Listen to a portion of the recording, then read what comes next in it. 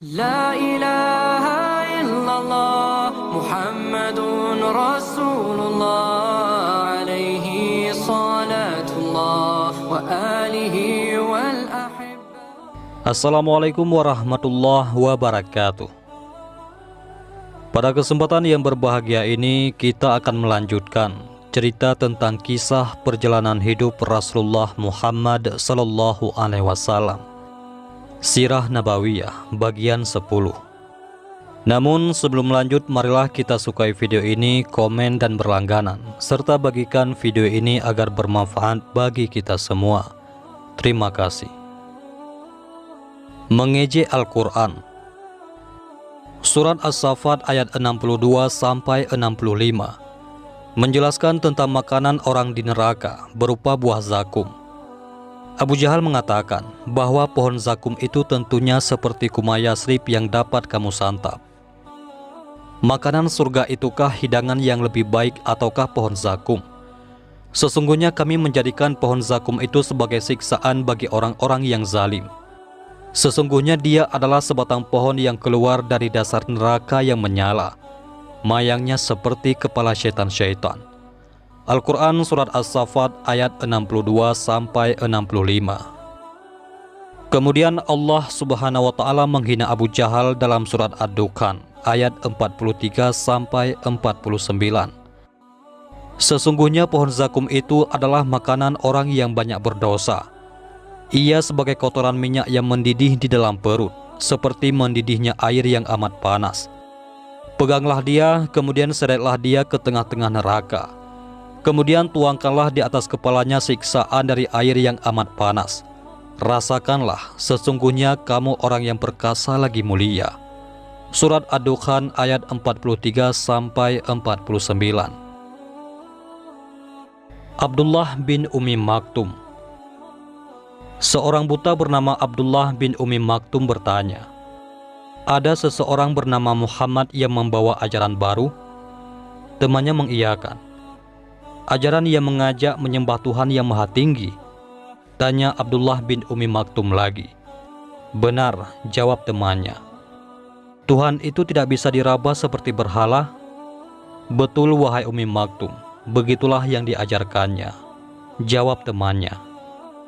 Abdullah bin Ummi Maktum termenung sambil menggosok-gosok ujung jemari tangannya. "Tuhan yang tidak bisa diraba," pikir Abdullah bin Ummi Maktum.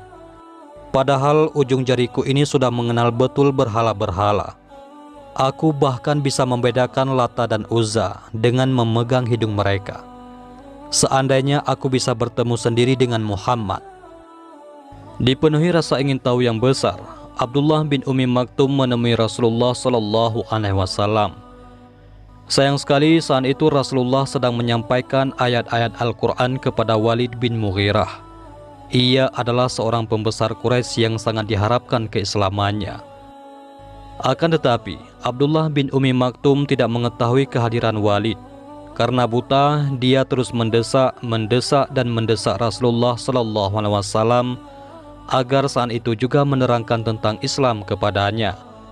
Karena tidak tahan didesak terus, sedangkan Rasulullah sedang mendakwahi seorang tokoh penting, Rasulullah Sallallahu Alaihi Wasallam pun memalingkan wajahnya. Saat itu firman Allah Subhanahu wa Ta'ala turun untuk menegur Rasulullah Sallallahu Alaihi Wasallam. Dia, yakni Muhammad, bermuka masam dan berpaling karena telah datang seorang buta kepadanya. Tahukah kamu barangkali ia ingin membersihkan dirinya dari dosa, atau dia ingin mendapatkan pengajaran, lalu pengajaran itu memberi manfaat kepadanya. Adapun orang yang merasa dirinya serba cukup, maka kamu melayaninya. Al-Quran Surah Abasa ayat 1-6. Demikianlah Allah Subhanahu wa Ta'ala sangat menjaga utusannya dari kesalahan, bahkan untuk kesalahan sekecil itu. Apalagi Rasulullah Sallallahu Alaihi Wasallam adalah orang yang sangat halus perasaannya, sehingga jika akan merugikan orang miskin atau orang lemah, Rasulullah Sallallahu Alaihi Wasallam merasa takut. Karena dengki. Kebanyakan para pembesar Quraisy tidak mau mengikuti Nabi, bukan karena lebih yakin dengan berhala, melainkan lebih karena dengki. Mengapa Muhammad diangkat menjadi nabi, bukan mereka? Walid bin Mughirah berkata, wahyu didatangkan kepada Muhammad bukan kepadaku, padahal aku kepala dan pemimpin Quraisy. Juga tidak kepada Abu Mas'un Ammar bin Umair As-Sakafi sebagai pemimpin Sakif. Kami adalah pembesar-pembesar 2 kota. Hisham bin Ammar. Hisham bin Ammar berjalan bolak-balik di depan rumahnya sambil menggerutu. 3 tahun sudah Bani Hashim diasingkan, padahal mereka masih bersaudara dengan suku-suku Quraisy yang lain. Ada yang sebagai sepupu, ipar, paman, dan bibi. Kalau saja tidak ada aku dan beberapa orang lain yang suka menyeludupkan makanan dengan diam-diam, Bani Hashim tentu sudah kelaparan. Sudah saatnya aku harus berbuat sesuatu. Dengan tekad demikian, Hisham bin Ammar pergi menemui sahabatnya yang bernama Zuhair bin Umayyah. Zuhair adalah anggota Bani Makhzum, tapi bibinya adalah Atikah binti Abdul Muttalib dari Bani Hashim. Zuhair, tegur Hisham, aku heran engkau masih bisa tenang menikmati makanan, pakaian, dan lainnya. Padahal engkau tahu, keluarga ibumu dikurung sedemikian rupa, hingga tidak boleh berhubungan dengan orang lain, tidak boleh berjual beli, tidak boleh saling menikahkan. Aku bersumpah kalau mereka itu keluargaku dari pihak ibuku, keluarga Abdul Hakam bin Hisham, lalu diajak untuk mengasingkan mereka, tentu aku tolak mentah-mentah. Zuhair terperangah. Sebetulnya sudah lama sekali persoalan ini meresahkan hatiku, kata Zuhair kemudian. Jadi apalagi yang engkau tunggu? Tanya Hisham. Keduanya pun sepakat untuk bersama-sama membatalkan piagam kejam itu. Namun itu tidak cukup. Mereka harus mendapat dukungan juga dari yang lain. Kemudian secara rahasia, malam itu juga mereka menemui Mut'im bin Adi dari Bani Naufal, Abu al-Bakhtari bin Hisham, dan Zam'a bin Aswad dari Bani Asad. Kelima orang itu membulatkan tekad untuk membatalkan piagam yang telah 3 tahun dipasang di dinding Ka'bah. Merobek piagam. Keesokan harinya, Zuhair mengelilingi Ka'bah 7 kali seraya berkata, wahai penduduk Mekah, kamu sekalian enak-enak makan dan berpakaian, padahal Bani Hashim binasa, tidak bisa membeli atau menjual sesuatu pun. Demi Allah, saya tidak akan duduk sebelum piagam yang kejam itu dirobek. Ketika itu Abu Jahal berada tidak jauh dari tempat Zuhair. Dengan cepat datang menghampiri sambil berteriak, engkau pendusta, demi Tuhan, piagam itu tidak boleh dirobek. Jika Zuhair engkau sebut pendusta, engkau jauh lebih pendusta, balas Zam'a bin Aswad. Sebenarnya dulu pun saat piagam itu ditulis, kami tidak rela. Zam'a benar, dukung Abu al-Bakhtari. Dulu kami tidak rela terhadap penulisan piagam itu dan kami pun tidak ikut menetapkannya. Zam'a dan Abu al-Bakhtari benar, sahut Mut'im bin Adi. Dan siapa yang berkata selain itu dialah sang pendusta. Kami menyatakan kepada Allah untuk membebaskan diri dari piagam itu dan apa yang tertulis di dalamnya. Mata Abu Jahal berkilat-kilat dan bahunya gemetar menahan marah. Kalian pasti sudah bersekongkol tadi malam, tuduh Abu Jahal. Kalian diam-diam berkumpul di tempat tersembunyi dan memutuskan untuk mengingkari piagam bersama ini. Perang mulut hampir memuncak ketika Abu Talib yang ketika dari tadi diam di pojok berjalan mendatangi mereka. Sikapnya yang tenang membuat orang-orang yang sedang bertengkar terdiam. Mereka memandang Abu Talib dan menanti yang akan dikatakan pemimpin Bani Hashim itu. Semalam Muhammad menyampaikan sebuah pesan kepadaku mengenai piagam itu. Demikian kata Abu Talib. Rayap yang diutus Allah. Muhammad menyampaikan kepadaku bahwa Allah telah mengutus rayap untuk memusnahkan piagam itu. Lanjut Abu Talib dengan tenang. Orang-orang itu saling pandang dengan rasa heran bercampur takjub. Benarkah kabar ini? Abu Talib dengan cepat berkata lagi, jika kemenakanku itu berbohong, kita biarkan apa yang ada di antara kalian dan dia. Biarlah kami menanggung pengasingan selamanya. Namun jika Muhammad benar, kalian harus berhenti memboikot dan berbuat semena-mena terhadap kami." Tampak sekali Abu Talib sangat yakin dengan perkataannya, sehingga bersedia menanggung boikot sampai mati jika perkataan Rasulullah tidak benar. Semua orang terdiam. Mereka terharu sekaligus mengagumi rasa saling percaya dan kesetiaan yang demikian tinggi antara Abu Talib dan Rasulullah. "Baiklah, engkau adil," kata mereka. "Kami terima perkataanmu tadi, wahai Abu Talib."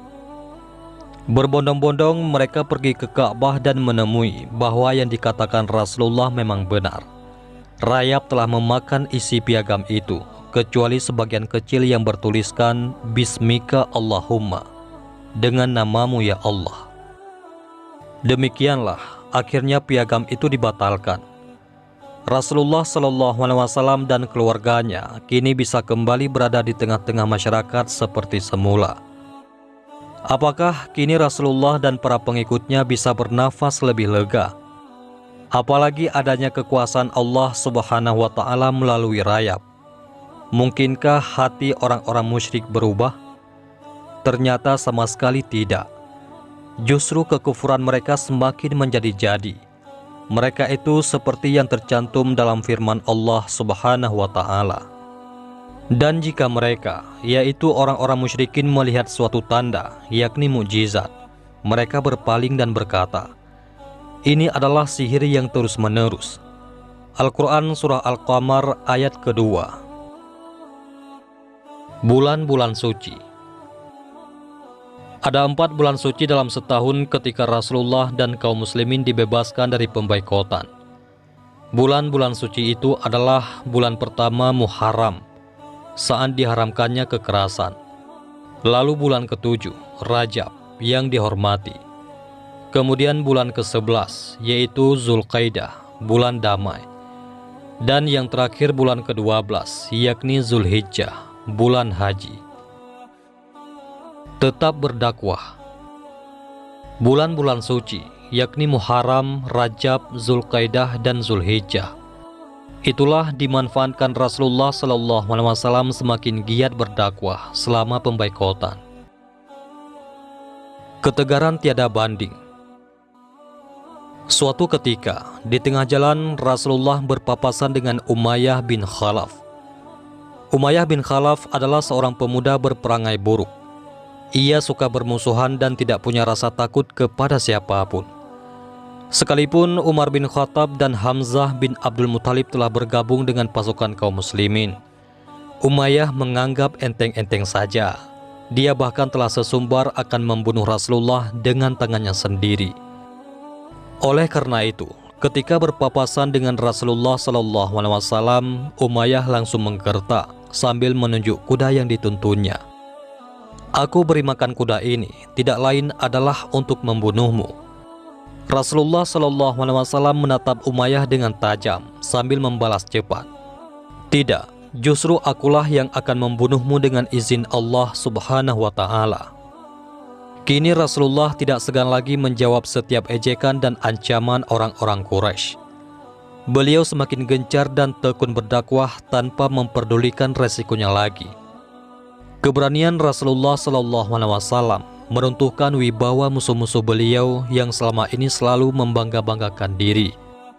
Masyarakat kecil perlahan mulai terpengaruh dengan keberanian Rasulullah SAW. Mereka merasa jika bergabung dengan kaum muslimin, mereka tidak akan diejek dan disakiti semena-mena lagi. Kekukuhan hati Rasulullah dalam menghadapi bahaya merambah ke hati orang-orang yang tertindas. Suatu hari, seorang pria asing menjerit, "Wahai orang-orang Quraisy, adakah orang yang bersedia menolong diriku?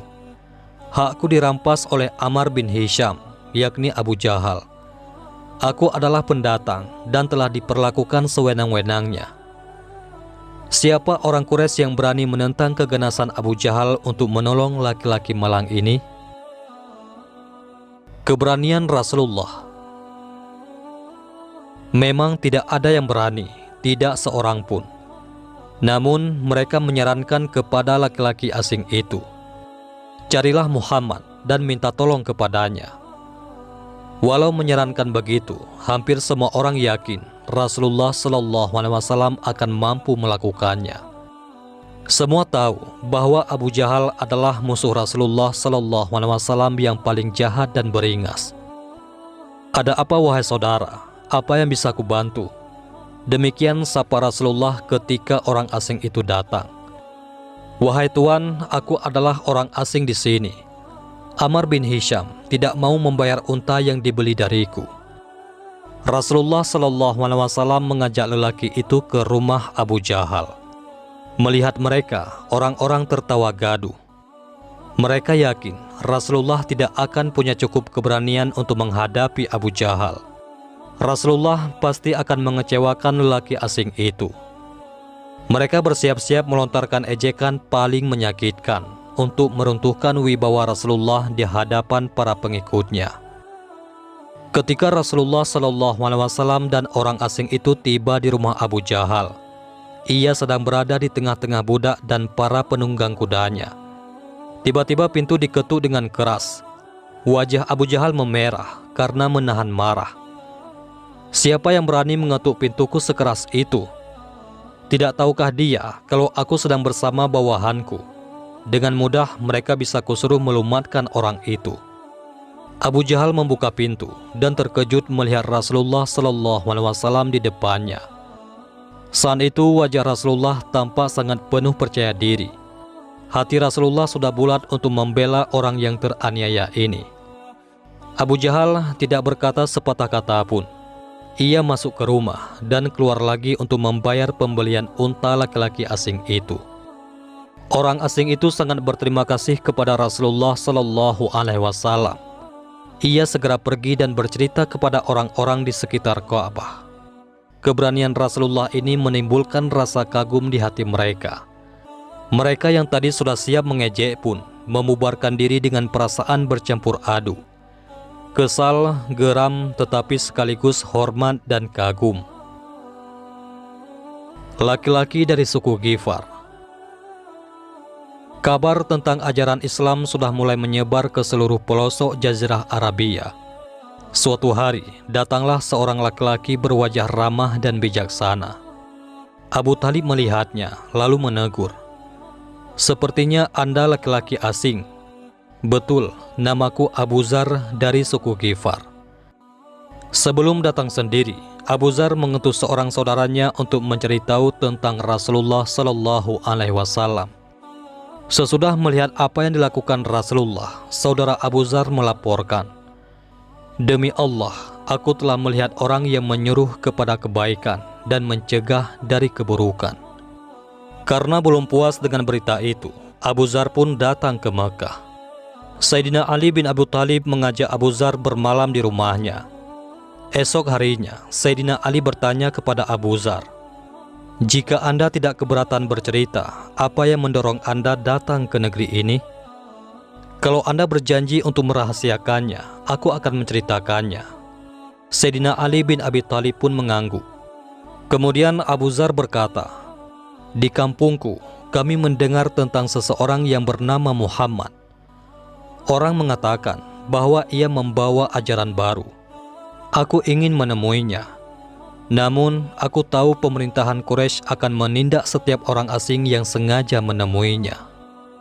Ikuti saya," bisik Ali bin Abu Thalib. "Masuklah ke tempat saya masuk. Jika saya melihat orang yang saya khawatirkan akan mengganggu keselamatan Tuan, saya akan merapat ke tembok dan Tuan silahkan berjalan terus." Malam itu juga, Abu Zar bertemu Rasulullah SAW. "Hatiku sangat sedih melihat orang-orang kaya yang congkak, budak-budak yang sengsara, kaum perempuan yang tertindas, dan kaum miskin yang tidak mampu berbuat apa-apa. Apa yang Islam tawarkan untuk mengatasi semua ini?" tanya Abu Zar. Rasulullah SAW menjawab semua pertanyaan itu sampai Abu Zar merasa sangat puas. Saat itu juga Abu Zar menyatakan keimanannya dengan semangat menggelora. Ketika Abu Zar berpamitan, Rasulullah SAW berpesan, Wahai Abu Zar, kembalilah ke masyarakatmu. Kabarkanlah kepada mereka ajaran Islam dan rahasiakanlah pertemuan kita ini dari penduduk Mekah. Karena aku khawatir mereka akan mengganggu keselamatanmu. Namun Abu Zar radhiyallahu an malah pergi ke Ka'bah dan berseru-seru mengajak orang untuk masuk Islam. Anjuran bersabar kepada Abu Zar. Suatu hari Rasulullah SAW bertanya kepada Abu Zar, "Wahai Abu Zar, bagaimana pendapatmu jika menjumpai para pembesar yang mengambil barang upeti untuk mereka pribadi?" Abu Zar radhiyallahu an menjawab, "Demi yang telah mengutus Anda dengan kebenaran, akan saya tebas mereka dengan pedang saya." Rasulullah SAW bersabda, "Maukah kamu aku beri jalan yang lebih baik dari itu? Yaitu bersabarlah sampai kamu menemuiku." Abu Talib sakit keras. Beberapa bulan setelah piagam dihapus, Rasulullah SAW kembali mengalami ujian besar.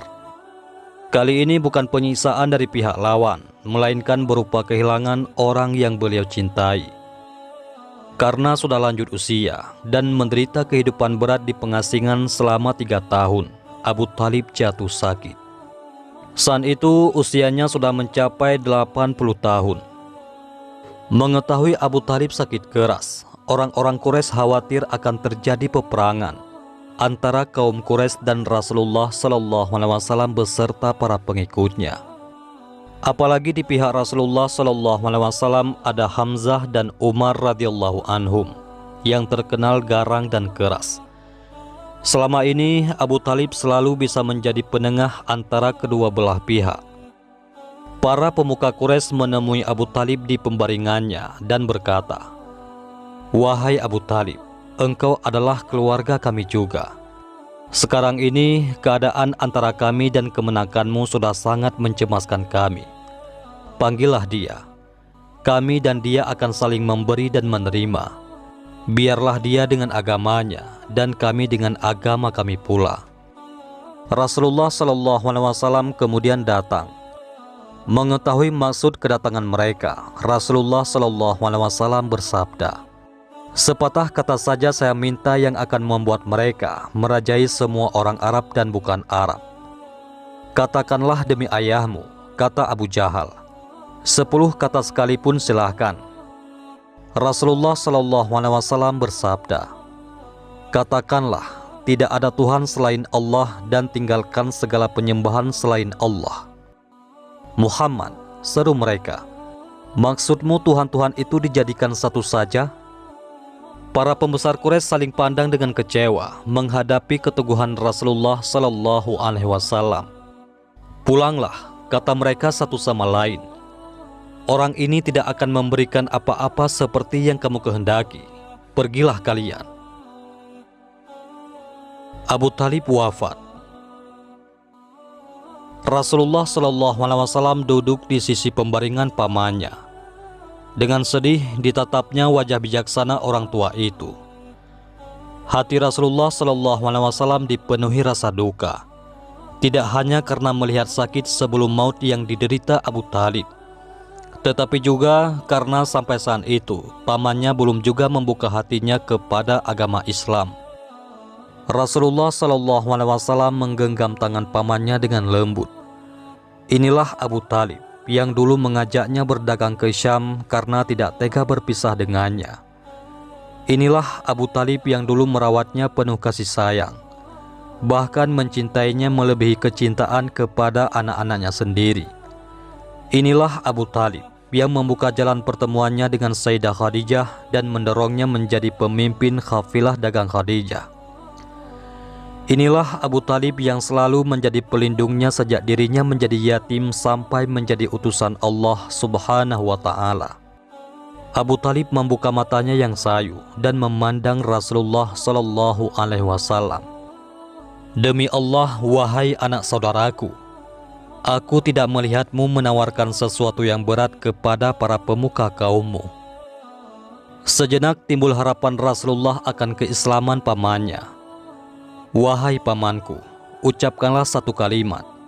maka dengan kalimat tersebut engkau berhak mendapat syafaatku pada hari kiamat. Akan tetapi Abu Talib tetap enggan menerima ajakan tersebut. Kemudian wafatlah paman Rasulullah Sallallahu Alaihi Wasallam. Kini hilang sudah seorang pelindung Rasulullah Sallallahu Alaihi Wasallam. Mulai saat ini Rasulullah harus menghadapi semuanya sendiri. Kata-kata terakhir Abu Talib.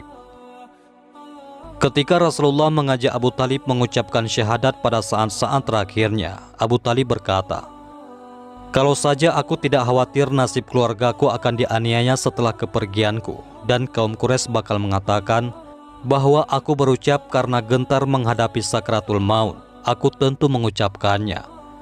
Kalaupun kuucapkan, itu sekedar menyenangkan hatimu." Sayyidah Khadijah wafat. Seusai penguburan Abu Talib, Rasulullah Shallallahu Alaihi Wasallam kembali ke rumah dan menemukan Sayyidah Khadijah jatuh sakit. Rasulullah Shallallahu Alaihi Wasallam menggenggam tangan Sayyidah Khadijah yang kini terasa panas. Dari hari ke hari, wajah Sayyidah Khadijah semakin pucat dan gemetar. Rasulullah amat terharu. Pada saat-saat seperti ini, istrinya itu tetap berusaha menguatkan hatinya. Seolah-olah Sayyidah Khadijah tahu bahwa perjuangan suaminya masih sangat panjang dan berliku, sedangkan perjuangannya sendiri sudah mencapai titik akhir. Akhirnya saat perpisahan sepasang suami istri yang mulia itu pun tiba. Hanya beberapa hari setelah Abu Talib meninggal, Sayyidah Khadijah pun wafat dengan tenang. Dalam beberapa hari saja, Rasulullah kehilangan dua orang yang sangat berarti dalam hidupnya.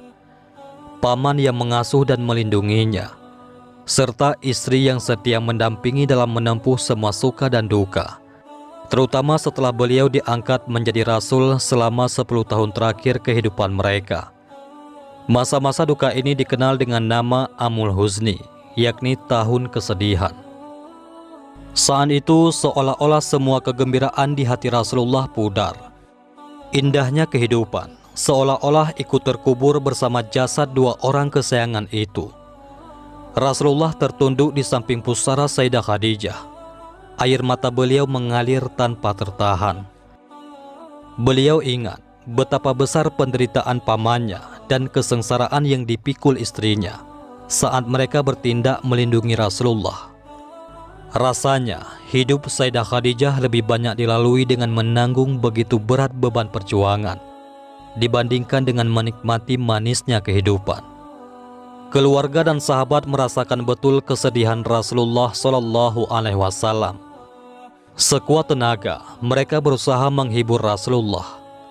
Inilah saat-saat ketika para pengikut yang biasanya dihibur dan dikuatkan hatinya oleh Rasulullah berganti menghibur dan menguatkan hati Rasulullah.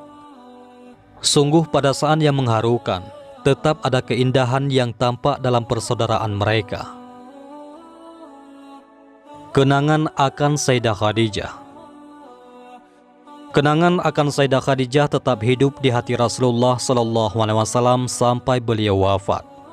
Rasulullah ingat pernikahan mereka yang penuh berkah. Itulah satu-satunya pernikahan di dunia ini yang dipenuhi berkah surga dan dunia sekaligus. Saat pernikahan itu, Sayyidah Khadijah mengadakan jamuan buat semua orang, mulai dari yang paling kaya sampai yang paling miskin.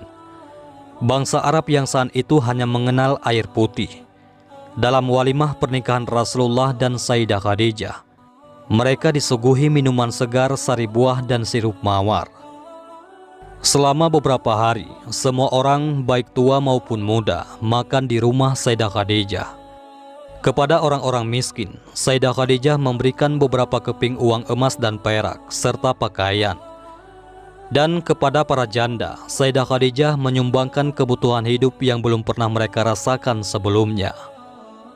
Rasulullah juga terkenang saat setelah menikah, Sayyidah Khadijah tidak lagi tertarik pada perdagangan, serta kesuksesan yang diraihnya. Pernikahan telah mengganti perhatian Sayyidah Khadijah. Beliau telah mendapatkan Muhammad Al-Mustafa sebagai harta yang paling berharga di dunia ini. Begitu Sayyidah Khadijah menjadi istri Rasulullah, semua perak, emas, dan berlian kehilangan harga di matanya. Rasulullah menjadi satu-satunya yang Sayyidah Khadijah sayangi, perhatikan dan cintai. Beliau mengabdikan diri sepenuhnya pada kehidupan Rasulullah Shallallahu Alaihi Wasallam. Saat-saat didampingi Sayyidah Khadijah boleh dikatakan merupakan saat-saat yang sangat membahagiakan bagi Rasulullah. Dari rahim Sayyidah Khadijah lah lahir 2 orang putra dan 4 orang putri Rasulullah, termasuk putri terkecil mereka yang bernama Fatimah Az-Zahra yang menjadi cahaya mata ayahnya. Tidak ada laki-laki lain yang cocok mendampingi Sayyidah Khadijah selain Rasulullah. Begitu serasinya mereka sampai ada ahli sejarah yang menduga bahwa seandainya Sayyidah Khadijah tidak bertemu Rasulullah dalam hidupnya, kemungkinan besar Sayyidah Khadijah tidak akan menikah sampai akhir hidupnya. Karena bukanlah kekayaan, ketampanan dan keturunan yang menarik hati Sayyidah Khadijah, melainkan keluhuran budi yang mampu meluluhkan hatinya. Itulah yang ada dalam diri Rasulullah Shallallahu Alaihi Wasallam. Sayyidah Khadijah, wanita yang sempurna. Sebelum kedatangan Islam, Sayyidah Khadijah dijuluki Ratu Mekah. Namun ketika cahaya Islam terbit, Allah memberi beliau kedudukan sebagai ibu kaum beriman, Ummul Mukminin. Saat itu sebagian kaum muslimin adalah orang-orang miskin. Mereka tidak bisa mencari nafkah karena orang-orang kafirlah yang menguasai perdagangan. Orang-orang itu tidak memberikan kesempatan bagi kaum muslimin untuk bekerja. Pada saat itu, kaum muslimin bisa terhindar dari kelaparan berkat bantuan Sayyidah Khadijah. Sayyidah Khadijah juga memberi mereka tempat tinggal. Sayyidah Khadijah menggunakan begitu banyak uangnya untuk orang-orang muslim di Mekah yang miskin akibat pemboikotan dari orang-orang musyrik. Pertolongan Sayyidah Khadijah telah mematahkan tujuan orang-orang musyrik, yakni untuk menarik para pengikut Rasulullah yang miskin pada kekafiran lagi. Sayyidah Khadijah tidak pernah menyisakan sampai uang terakhir yang dimilikinya demi kesejahteraan para pemeluk Islam. Cinta Sayyidah Khadijah kepada mereka tidak berbeda dengan cinta ibu kepada anaknya. Kalian tahu, seorang ibu rela mengorbankan nyawanya sendiri demi keselamatan anak-anaknya. Seorang ibu bisa merasakan lapar, namun jika anak-anaknya kelaparan, ia akan mengutamakan anak-anaknya terlebih dahulu. Ia akan memberikan jatah makannya untuk anak-anaknya dan rela menahan lapar. Bahkan jika anak-anaknya merasa kenyang dan senang, itu sudah cukup membuat seorang ibu juga merasa senang dan kenyang, sehingga ia lupa rasa lapar yang dideritanya sendiri. Cinta seorang ibu tidak mengenal syarat. Cinta seorang ibu penuh perlindungan dan penuh kasih. Dengan keluhuran budi istrinya yang begitu agung, sangat wajar jika Rasulullah merasa amat berduka ketika Sayyidah Khadijah wafat. Rasulullah amat mencintai Khadijah. Begitu besarnya cinta Rasulullah kepada Sayyidah Khadijah sampai Rasulullah SAW bersabda, "Demi Allah, Allah tidak menggantikan Khadijah dengan seorang yang lebih baik. Ia telah beriman kepadaku pada saat orang-orang mengingkari risalahku. Ia percaya kepadaku pada saat orang-orang mendustaiku. Ia telah mengorbankan hartanya, padahal orang lain tidak mau melakukannya. Dan Allah Subhanahu wa Ta'ala telah melimpahkan karunia bagiku, yakni anak-anak melalui Khadijah." Setelah Abu Thalib tiada, ketika ibunya wafat, Fatimah Az-Zahra baru berusia 3 tahun. Anak perempuan yang matanya masih basah karena baru kehilangan ibunya itu kini melihat ayahnya dihina orang sejadi-jadinya. Para tetangga mereka seperti Hakam bin As, Uqbah bin Abu Mu'id, Adi bin Hamra, dan Abu Lahab sangat sering melemparkan batu ketika ayahnya sedang sholat. Bahkan tidak cuma batu, tetapi juga jeroan kambing. Jeroan kambing itu pernah mereka lemparkan ke dalam panci masakan Rasulullah Shallallahu Alaihi Wasallam yang siap untuk disajikan. Kejadian paling ringan yang pernah menimpa Rasulullah adalah ketika seorang Quraisy mencegatnya di jalan. dan secara tiba-tiba menyiramkan tanah ke atas kepala Rasulullah. Rasulullah tidak membalas hinaan itu. Rasulullah pulang ke rumah dengan kepala yang penuh tanah. Di rumah, Fatimah membersihkan kepala ayahnya sambil menangis. Tidak ada yang lebih pilu rasanya hati seorang ayah dibanding mendengar tangis anaknya. Apalagi yang menangis itu adalah anak perempuan yang baru saja ditinggal ibunya. Hampir kaku rasanya Rasulullah SAW karena begitu pilu. Bahkan beliau hampir saja ikut menangis. Muhammad adalah ayah yang bijaksana dan penuh kasih sayang pada putri-putrinya. Tak ada lagi yang beliau lakukan menghadapi tangis pilu putrinya selain memohon pertolongan kepada Allah dengan keimanan sepenuh hati. "Jangan menangis wahai putriku," begitu yang Rasulullah bisikkan kepada Fatimah sambil menghapus air matanya. "Sesungguhnya Allah akan melindungi ayahmu." Rasulullah SAW kemudian bersabda, "Sebelum wafat Abu Thalib, orang-orang Quraisy itu tidak seberapa menggangguku." Apa yang kemudian Rasulullah lakukan untuk melepaskan diri dari tekanan Quraisy yang semakin menjadi-jadi? Saksikanlah lanjutannya pada video berikutnya. Wabillahi taufik wal hidayah. Wassalamualaikum warahmatullahi wabarakatuh.